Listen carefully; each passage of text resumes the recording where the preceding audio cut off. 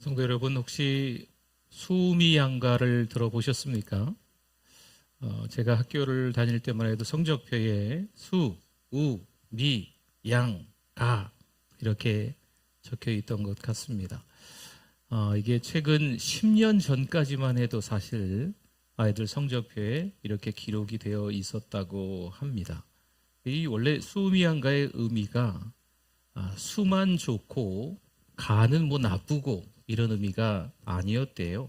수는 빼어날 숫자를 써서 우수하다라는 의미가 되고, 우는 넉넉하다, 우등생할 때 쓰는 말이고, 미는 아름다울 미자를 썼지요. 잘했다라는 의미인 겁니다. 양은 양호하다, 어질다, 뛰어나다라는 의미를 담고 있는 말이랍니다. 가도 충분한 가능성을 가지고 있다.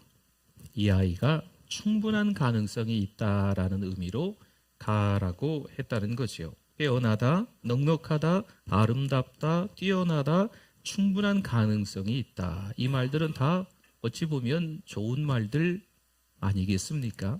그런데 이게 어떻게 되었는지 뭐 그런 사정은 제가 잘 모르니까 좀 변질이 돼가지고 몇 점부터 몇 점은 뭐 수, 몇 점부터 몇 점은 우, 몇 점 아래는 뭐 이렇게 해서 때로는 제 학창 시절 때만 해도 한 반에 한 60명, 70명, 한 10반 정도 막 이렇게 있었는데 그 모든 아이들의 전교 석차가 벽에 쫙 붙어 있고 월말마다 그랬던 적이 좀 있습니다. 성도 여러분, 어떻게 할까요? 뭐 이렇게도 한번 좀 말해 볼 수 있을까요? 혹시 요즘 우리가 신앙생활 하는 데 있어서 우리의 성적은 어떨까요?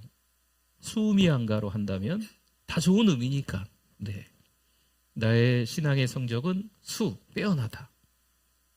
나의 신앙의 성적은 가. 가능성이 있다. 뭐 이렇게 약 몰고 가 이렇게 뭐 이렇게 좀 낫다는 의미가 아니고 가능성이 있는 신앙이다. 어떠십니까? 하나님 보시기에 흐뭇할 정도로 믿음을 소유하실 수 있는 저 여러분이 되실 수 있기를 축원합니다. 내 신앙의 현주소를요 가끔은 한번 점검해 보는 것도 필요합니다. 요즘은 사람들을 평가하는 일들이 참 많아졌습니다. 그 사람 노래를 듣고 점수를 매깁니다. 그리고 등수를 매기죠. 또한 이 사람이 우리 회사에서 일할 수 있는 사람인지 인터뷰를 합니다. 인터뷰하고 난 이후에 그 사람을 채용을 하든지 아니면 그 사람이 그 회사에 들어가지 못하든지 뭐 이런 경우가 있는 거죠. 블라인드 면접이라는 것도 있습니다. 면접 당사자에 대한 정보가 전혀 없는 상태에서 하는 면접입니다. 그 사람의 학벌 모릅니다. 그 사람의 스펙 따위 뭐 이런 거 다 신경 쓰지 않고 좋은 인재를 뽑고자 채택하는 방법이라고 합니다. 블라인드 테스트라는 것도 있다네요. 소비자가 브랜드나 제조회사를 알 수 없도록 가린 상태에서 제품을 사용하고 품질을 평가하도록 하는 일입니다. 주로 기업에서 신제품을 개발하거나 자사의 제품을 경쟁사의 제품과 비교할 때 소비자의 선택에서 선입견을 배제하기 위해서 실시한다고 합니다. 어쨌든 이런 모든 것들이 다 뭔가를 평가하는 겁니다. 자신의 평가 기준이 더 높다고 생각해서 상대방의 수준에 등급을 매기는 거지요. 여러분, 이런 일들이 이제는 우리의 일상이 되어버렸습니다. 어디에서나 사람을 평가하고 또 품질을 평가하는 일들이 너무나 많아졌다는 거죠. 요즘에 금요일 밤 성경 집회를 통해서 다니엘을 만나고 있습니다. 그렇다면 다니엘을 한번 평가해 볼까요? 다니엘은 수미양가에서 어떨까요? 여러분이 생각하기에 다니엘은 수미양가에서 다 좋은 의미이긴 하지만 수할 수 있을까요? 정말 탁월한 다니엘 아니겠습니까? 여러분, 탁월하다는 말은요 실력이 월등히 뛰어나다, 출중하다라는 의미가 됩니다. 다니엘은 정말 수입니다. 그렇죠? 아주 탁월한 신앙인이라고 볼 수 있습니다. 바벨론의 느부갓네살 왕은 남유다를 정복하고 환관장에게 이렇게 명령했습니다. 이스라엘 자손 가운데 왕족과 귀족 몇 사람을 데리고 와라! 명령을 합니다. 그런데 인터뷰가 좀 까다롭습니다. 그 몇 명의 소년들, 왕족, 귀족 가운데 끌고 가야 되는데 그 인터뷰가 그 평가 기준이 너무 높습니다. 흠이 없고 용모가 아름다워야 합니다. 모든 지혜를 통찰하며 지식에 통달하며 학문에 익숙해야 합니다. 학문에 익숙하다는 건요, 뭘 가르쳐주면 쉽게 배워야 된다는 거죠. 여러분, 뭔가를 가르쳐줬는데 알아듣지를 못하는 거예요. 그러면 학문에 익숙한 게 아닙니다. 하나를 가르쳐도 둘을 알고 열을 알면 학문에 익숙하다라는 표현을 쓴다는 거죠. 또한 왕궁에 설만한 능력을 갖춘 소년이어야 합니다. 바벨론 사람은 아니지만 특별 장학생으로 선별해서 가르치고 실력이 되면 관리로 등용하겠다라는 겁니다. 그리고 이젠 이들이 진짜 바벨론 학교에서 왕을 섬기는 법을 배우고 있습니다. 까다로운 그 나라 말을 배우고 있습니다. 그 나라 말이 아카드어라고 한답니다. 그런데 웬만해서는 이 말을 배울 수가 없다네요. 그런데 이 말을 그들이 배우고 있는 거죠. 또 이름까지 바벨론식으로 바뀌게 됩니다. 포로로 끌려온 특별 장학생인 다니엘의 태도, 이 즈음에서 어떻게 했을까요? 어디까지 그들의 말과 지시를 지금 따르고 있을까요? 성도 여러분, 결정적일 때 어떤 선택을 하느냐, 여기에 따라서 탁월함이 결정되는 겁니다. 어떤 위기에 봉착했을 때 어떤 말을 하느냐, 어떤 방향으로 가느냐에 따라서 그 사람이 탁월하다, 탁월하지 않다라는 것을 볼 수가 있는 겁니다. 5절 말씀에 또 왕이 정해준 겁니다. 음식을. 그들에게 왕의 음식과 그가 마시는 포도주에서 언제요? 날마다 쓸 것을 주어 3년을 기르게 하였으니 그 후에 그들은 왕 앞에 서게 될 것이더라. 아멘. 왕이 지정한 왕의 음식과 왕의 포도주입니다. 그럼 일주일에 한 번씩 줄까요? 아니거든요. 날마다 주는 거예요. 날마다 왕의 음식과 왕의 포도주를 준다는 거죠. 여러분, 이것은 다른 말로 하면요, 특혜입니다. 이것은요, 배려입니다. 물론 그 이면에는요, 내 말을 따라라 라는 느부갓네살 왕의 속셈이 있는 거죠. 그렇게 해서 몇 년 동안 수련해요? 3년 동안 수련합니다. 특별한 교육을 받는 이들 가운데 다니엘과 세 친구가 함께 포함되어 있는 현실입니다. 물론 나라를 잃었습니다. 하나님의 역사는 끝난 것 같습니다. 바벨론의 신이 하나님을 이기고 이제 끝나버린 것처럼 여겨집니다. 과연 그렇게 하나님은 더 이상 역사하지 않으실까요? 하나님은 15세 소년들을 데리고 다시 일을 시작하십니다. 다시 뭔가를 시작한다기보다도 더 정확한 표현은 하나님은 이제 차츰차츰 자신을 드러내시기 시작하는 거지요. 마치 수면 아래 가라앉고 있다가 수면 위에 뭔가 뜨는 것처럼 이제 하나님의 역사가 이 바벨론 사람들의 눈에 여실히 보이게 되게 될 것입니다. 성도 여러분, 돈을 잃을 수 있어요. 건강도 잃을 수 있습니다. 물론 세상은 돈을 잃으면 많은 것을 잃는 것이고 건강을 잃으면 전부를 잃는 거다 말합니다. 하지만 무엇보다 우리가 지켜야 하는 것이 있습니다. 그게 바로 신앙입니다.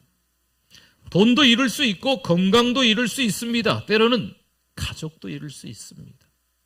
때로는 너무나도 마음 아픈 일을 경험할 수 있지요. 하지만 신앙을 잃어버리면, 신앙마저 잃어버리면 아버지께 돌아올 수 없습니다. 지금 다니엘은 세상과 벗하며 세상 사람처럼 살아갈까요? 아니면 다시 믿음의 순수성을 지켜나가기 위해 도전하게 될까요? 상황은 이렇습니다. 나라를 잃고 부모도 잃고 아무것도 의지할 게 없습니다.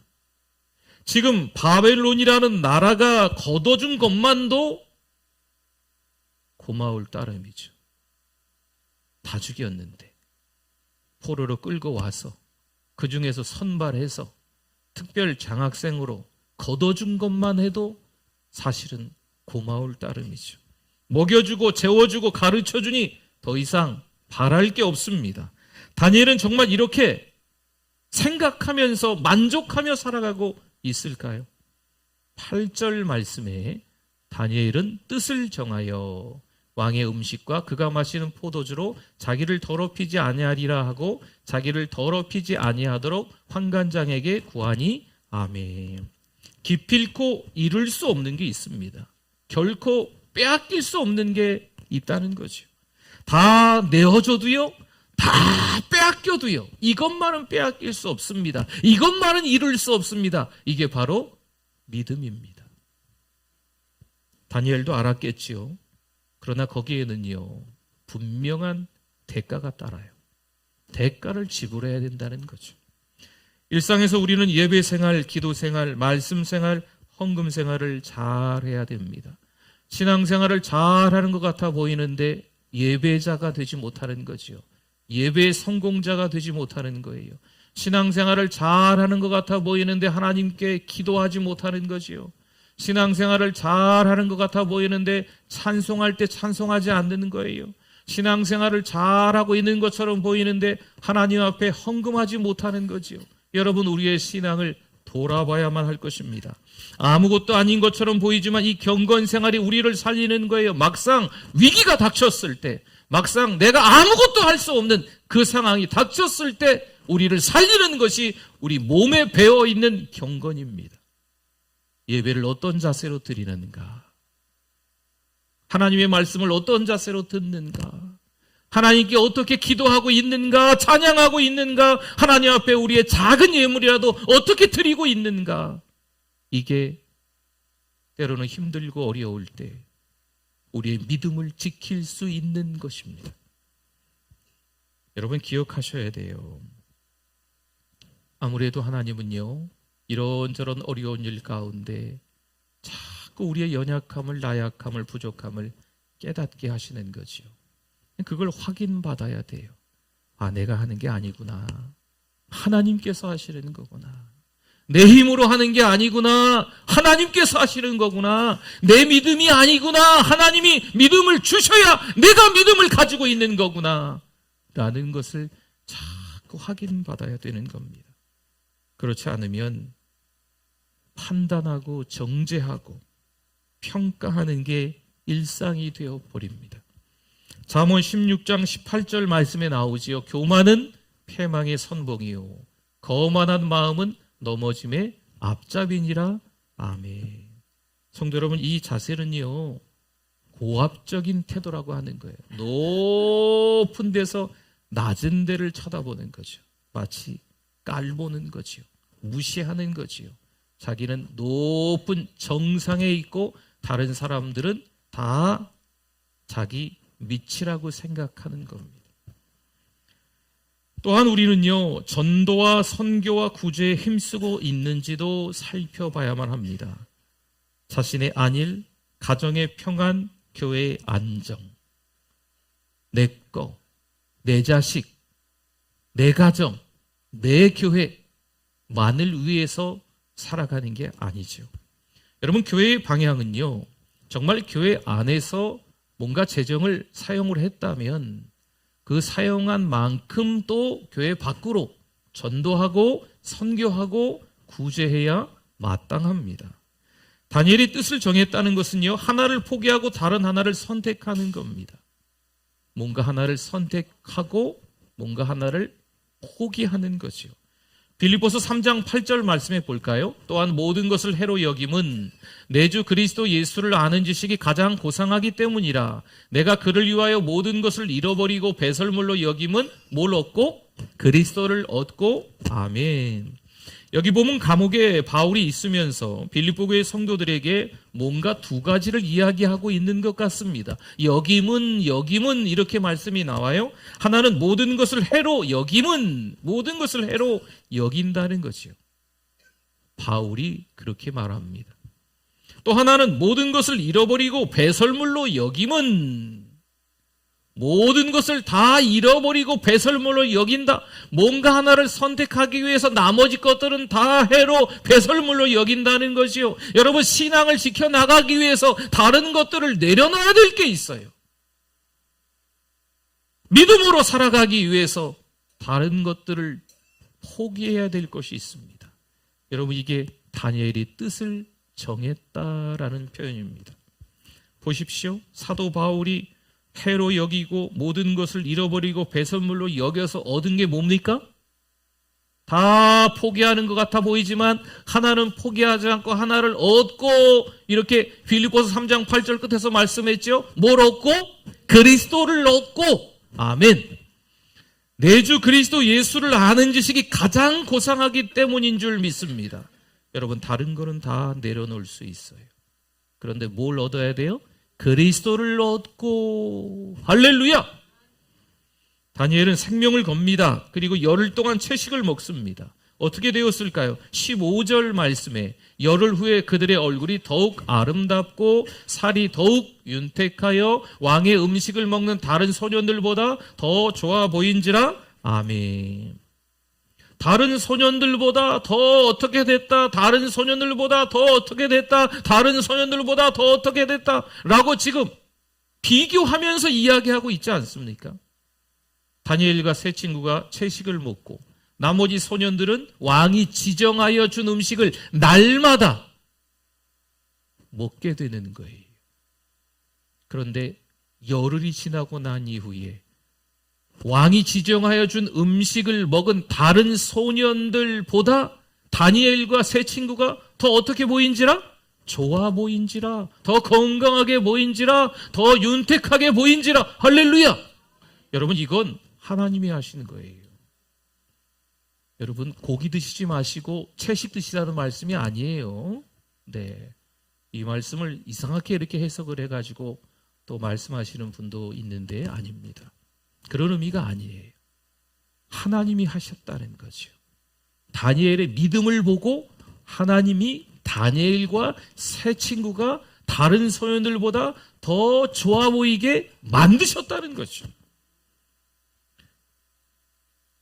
그럼 다니엘의 사생결단, 결론은 이렇게 끝날까요? 여러분, 왕이 주는 음식을 날마다 먹어야 되는데 먹지 않는 건요, 생명을 내놓는 거랑 다름없습니다. 이 사생결단 결론이 더 좋아 보인지라 하면서 끝났을까요? 17절 말씀 보세요. 하나님이 이 네 소년에게 학문을 주시고 모든 서적을 깨닫게 하시고 지혜를 주셨으니 다니엘은 또 모든 환상과 꿈을 깨달아 알더라. 아멘. 학문을 주시고 서적을 깨닫게 하시고 지혜를 주시고 모든 환상과 꿈을 깨달아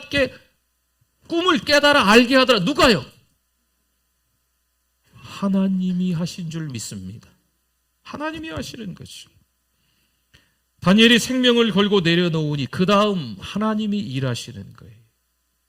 여러분, 인생을 살아가면서 왜 답답한 일이 없겠어요? 왜 말도 안 되는 황당한 일을 겪는 일이 없겠습니까?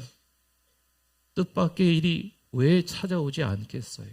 그러나 그때 내가 할 수 없음을 빨리 깨닫고 누구를 찾아야 될까요? 하나님을 찾는 게 중요한 거예요. 그랬을 때 하나님이 해결하시는 거죠. 누가 해결하세요? 하나님이 해결하시는 거예요. 하나님이 일하시는 거죠.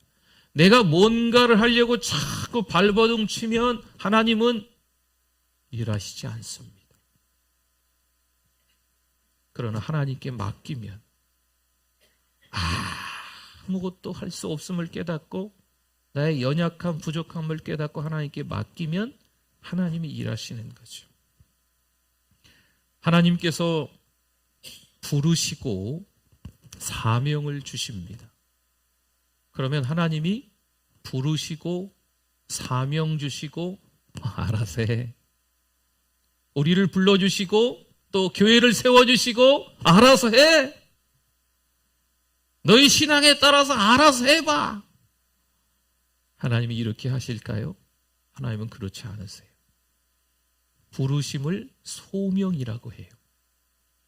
소명이 있고 난 이후에 하나님이 사명도 주십니다. 하나님이 부르시고 사명 주시고, 사명까지만 주시는 게 아니고 그 사명을 완수할 수 있도록, 사명을 지켜나갈 수 있도록 모두 주신다? 능력도 주신다. 하나님은 부르시고 사명도 주시고 능력도 주시는 분인 줄 믿습니다. 하나님을 의지하면 돼요. 그러면 하나님이 해결하시는 줄 믿습니다.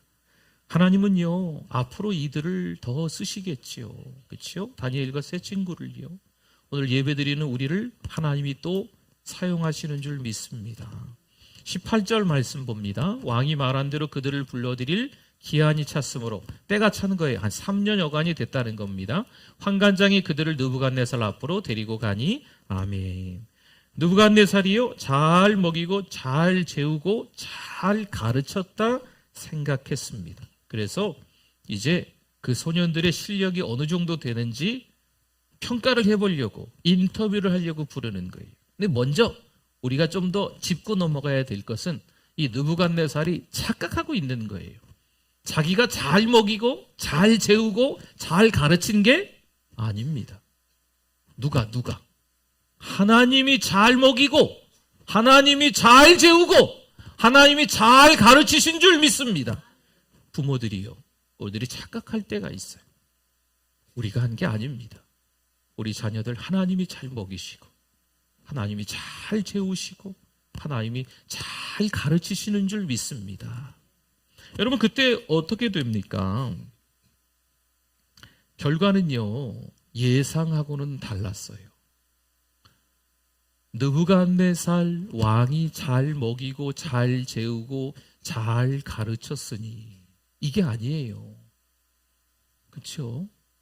그 많은 소년들 가운데 하나님의 역사가 드러나기 시작한 게 바로 이 다니엘과 세 친구의 태도에서부터 달라지거든요.